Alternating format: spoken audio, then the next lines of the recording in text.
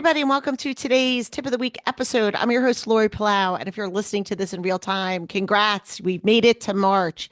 Hopefully, the hurdle of the winter doldrums are over and they're behind us. I know March can be a fickle beast, but let's just fingers crossed that we are having smooth sailing ahead. I figured, even though spring isn't technically here yet, I am channeling my spring cleaning mode. And so, actually, before we get into today's tip of the week, I just want to remind you guys that our registration is live for our Clutter Clinic speaker series. So, what that is, if you're not familiar with it, is Clutter Clinic is my live speaker series that I created years ago. And we used to do them in person in like live venue events. Then COVID happened and we kind of pivoted things. And I haven't done one in a while. And a lot of people have been saying, hey, are you going to be doing any more of those clutter clinics? And since so much of our audience and community is now spread all over, thanks to the podcast, I wanted to make it very accessible for all of you guys to take part in it. And so we're going to be launching next month a 6-part series. And the beauty of it is you can attend one, you can attend two, you can attend all of them if you want. But it's all each one of the clutter clinics is a 1-hour live workshop. So you get to ask me Q&A, and we're going to be unpacking all of the pitfalls and possible solutions for some of the most common areas. So there's going to be a link, or there is a link in our show notes. You can also head on over to the website, simply beorganized.com/workshop, and it'll take you right to the page, and I'll tell you what topics we're going to be doing each month. And I would love for you to join us. It's going to be super fun. And the feedback that we get from people is, I now feel motivated to go and like tackle these areas. And that's what I love, is because we all kind of have these things in the back of our minds. We know we need to do them. Sometimes we even know what we have to do, but it's that like initial push that you need, that gentle nudge to kind of get you to be like, okay, I'm actually going to go in and do it.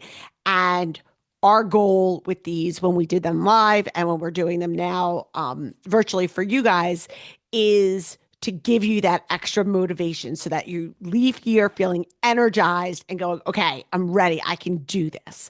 And so check that out. It's available for everybody. And I think we are maxing it at like 100 people. So make sure you do sign up so that you get a spot for sure. But I thought for this month, we would do a theme of spring cleaning/organizing for our tip of the week. And each week we're going to focus in on a different area. And today we're going to focus in on medicine cabinets. Why medicine cabinets? Because, and I still, at the time of recording this, I'm still a little bit nasal from the wicked flu upper respiratory thing that has been going around this season.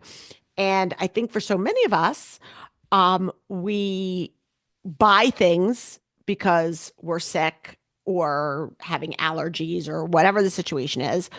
And sometimes we buy them once and then we don't use them again. And then they just sit there. And it isn't until maybe a year or so later that you need them again. And at that point, it's expired, or you realize you ran out and you don't have them.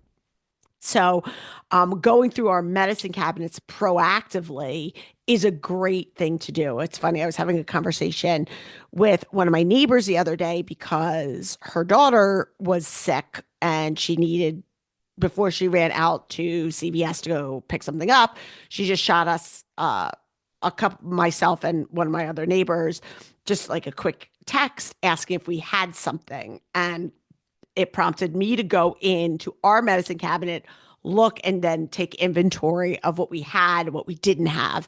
And so sometimes it's those little moments that are like triggering in a good or bad way to say, okay, this is an area that I need to address. And my goal is always to help you guys be proactive because the last thing you want to do is be feeling sick or have your kids sick and go to look for something and find, oh, snap, I don't have it. So let's just go through five different things that you can do with regard to kind of your medicine cabinet area, wherever that is. Some people have it in their bathroom. Some people have a hub in their kitchen where maybe it's a cabinet or a drawer or something. So wherever your spaces are. So I'm using the word medicine cabinet loosely. So it's wherever you store your medicines. And there might be multiple places, right? You may have a zone in your kitchen. Like I know we have kind of like Tylenol and Motrin and all that stuff downstairs, but we also have it upstairs. So there might be places that you have more than one place where you have these things. So I'm kind of using this term medicine cabinet loosely. So the first thing you want to do is just take stock of what you have, right? So let's look at what you currently have. And I always just start by saying, this is what I have and is it expired? So we're going to check our expiration dates. Now, there is a rule of thumb, and again, I'm not a pharmaceutical expert, but I have heard from more than one source that technically your medicine is still good for like a year up to past its expiration. It just may start to lose some of its potency. So for example, if you have like a thing of Tylenol in your house and it says it expired in January of 2025, I don't think you need to throw it away. Again, I'm not a doctor, I'm not a pharmacist, so don't I'm just saying it like loosely. I wouldn't necessarily jump to throw that away, but I might take a note of like, oh, pick up some more stuff.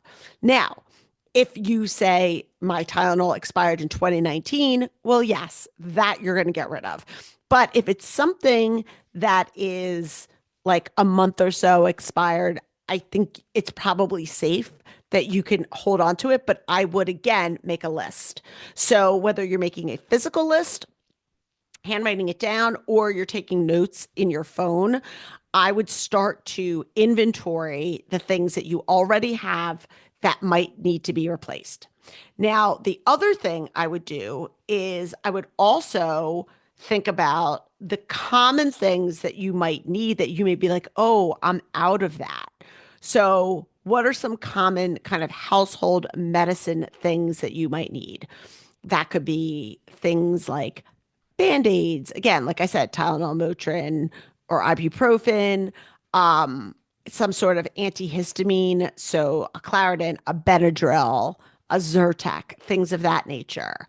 Um, Band-Aids, Neosporin, like first aid stuff, like just those regular supplies of things that you might want to have.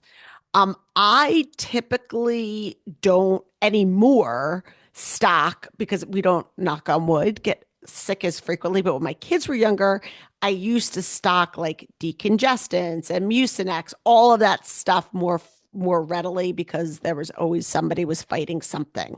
But I wouldn't look to buy medicine proactively. I would look to have like the household everyday stuff that people could might need on hand. So that stuff is going to be ready. Maybe you have uh like an anti-diarrhea thing or some other types of like heartburn stuff, like things that people might use that are more household related.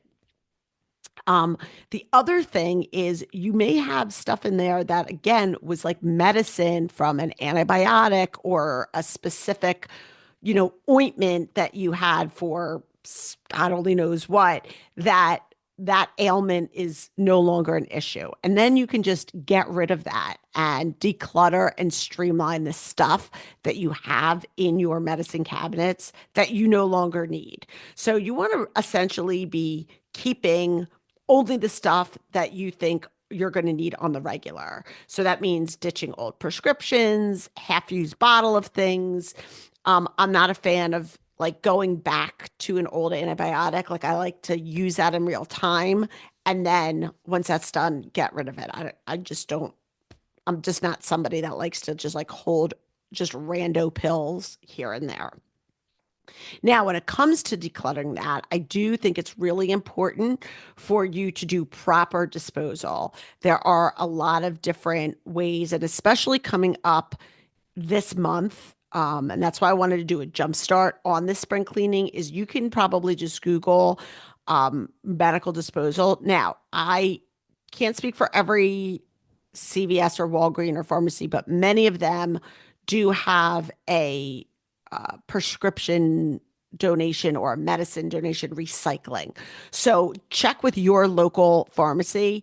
You may not even need a special like day to do it. You might just go in and they may say, oh, yeah, you could recycle or donate all of your old medicine and we will dispose of them properly.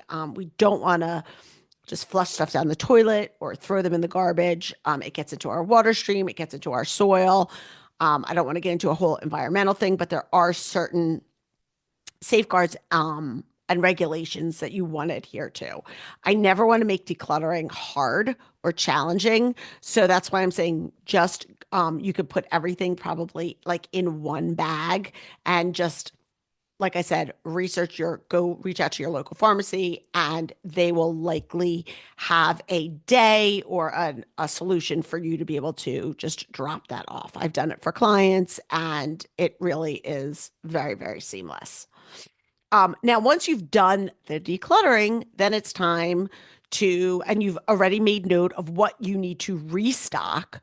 It's then time to organize it. And again, I'm getting very like in the weeds here, but I always kind of clean that, wipe down that space. Whether it is a traditional medicine cabinet, whether you have all of your supplies in a bin, or sometimes I like to use, and I've done this a bunch for clients where I have like a lazy Susan turntable. If it's in a cabinet that is deep enough and can hold like a 9 or 11 inch turntable, and I just put it in there, and that way you can easily go in there, and it's also good for like vitamins and supplements and things like that. So just go in and just wipe that down. Just give everything like a nice, good, clean once over, and then once you do that, then it's time to reorganize that. And this is a great opportunity to make sure that you're organizing it. I like to organize it by category where we've got, all of our like cold medicines and stuff like in one area and histamines in another, or just try to do it so that it's easy for you to find it when you need it. Again, this also goes for things like thermometers, pulse ox detectors, a nebulizer, if that's something that you might want to have in the house.